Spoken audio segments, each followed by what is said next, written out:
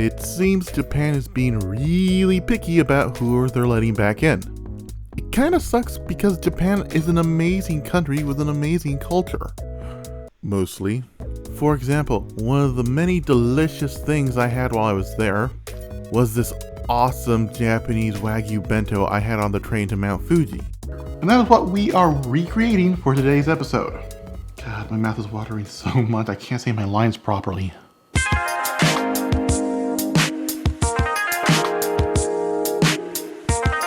Now, obviously, to make anything bento related, you need rice. So I have here in this bowl 1 cup of white rice. Now, I'm going to be doing a lot of rice cooking myth busting on this episode. And let's start with the first one. They say you need to rinse the rice twice.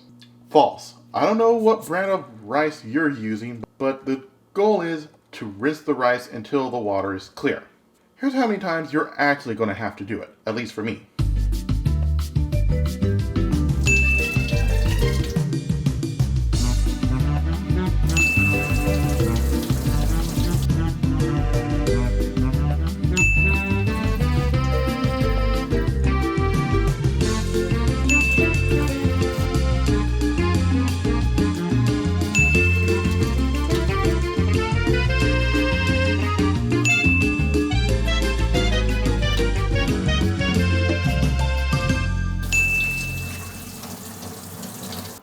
Alright, the rice is now fully clean and it took this many tries in order to get it.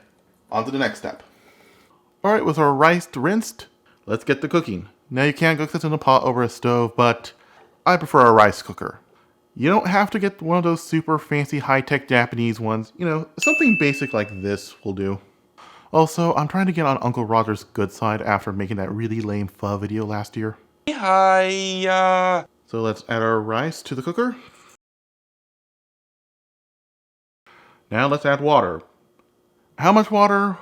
A 1 to 1.25 ratio normally works for me, but some people like to use the finger trick. The water level reaches up to your first knuckle, it's good. But there's a bit of a problem with that, especially if you're over 6 feet tall like me. Now, whoever came up with the finger trick is obviously pretty short, because if tall dudes like me were to use the finger trick, you end up with mushy, overcooked rice. So if you're over 6 feet tall like me, here's what you do instead. Use the area between where your fingernail begins and where your first knuckle is. That's the water level you want to aim for. You follow this method and boom, rice, baby. Alright, so let me just add the water.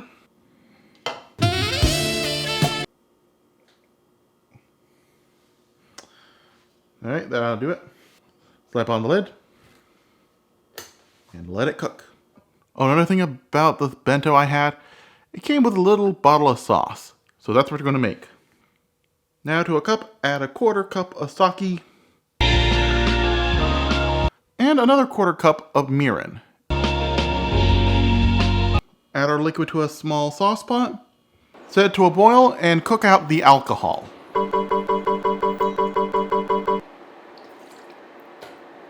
Yeah, make sure you get a pot that can work with a induction cooker. Okay, once the alcohol has boiled off, transfer everything to a bowl. Scratch that, transfer everything to a smaller bowl. And while it's still hot, add in 1 teaspoon of sugar. Once the sugar has dissolved, add in 1/3 cup of soy sauce. Probably should have seen this coming. Now for an extra flavor kick, grate in 1 garlic clove.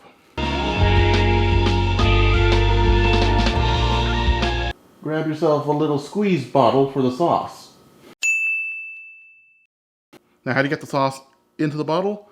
You can use a funnel or just use a food grade syringe like this one right here. Alright, and screw the little lid on. And now then, we can finally get to the star of our show, the Wagyu. Oh, this is so beautiful. I gotta show some of that sexy.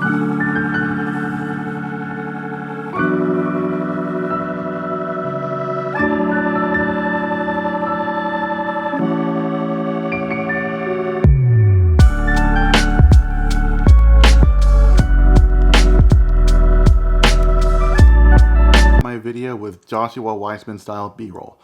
Certainly that will get me long enough so I can put mid-roll ads in. Anyway, a bit more clarification.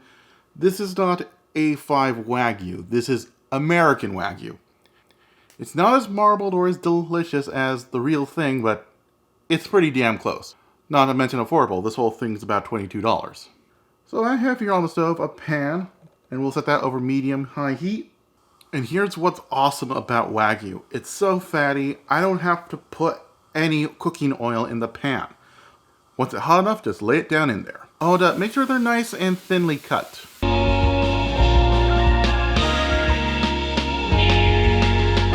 Okay, and once it turns brown around the edges, flip it over. Yeah, screw the chopsticks, I'm getting a tong.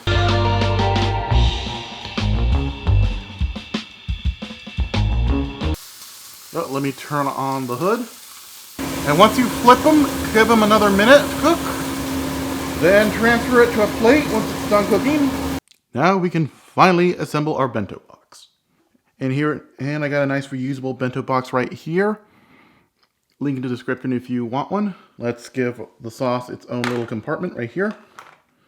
And the rest is for our rice and meat. Speaking of which, let's layer on our rice.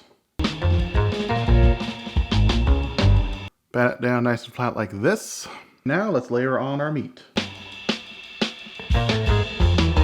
Finally garnish with some sesame seeds. And boom, a yummy Japanese Wagyu bento. Take our sauce bottle and douse away.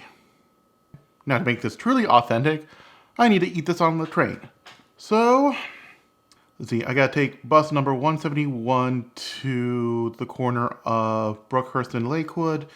Then I gotta wait 20 to the number 57 bus until I hit Carson Boulevard.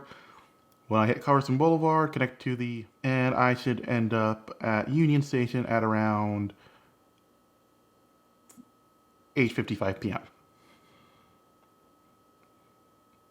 Ah, my bento got cold. This has been Chase Cuttin Kitchen. I'm CRJ, making cooking fun, and meaning it this time. Thanks for watching. If you liked the video, smash the like button. If you really liked the video, become a subscriber and hit the bell notification icon. I upload every Thursday. Don't forget to follow me on Twitter, Instagram, TikTok, and support me on Patreon. Yes, public transportation in America sucks, but when we raise taxes to improve it, we suddenly get a lot of pushback, so what do you guys want?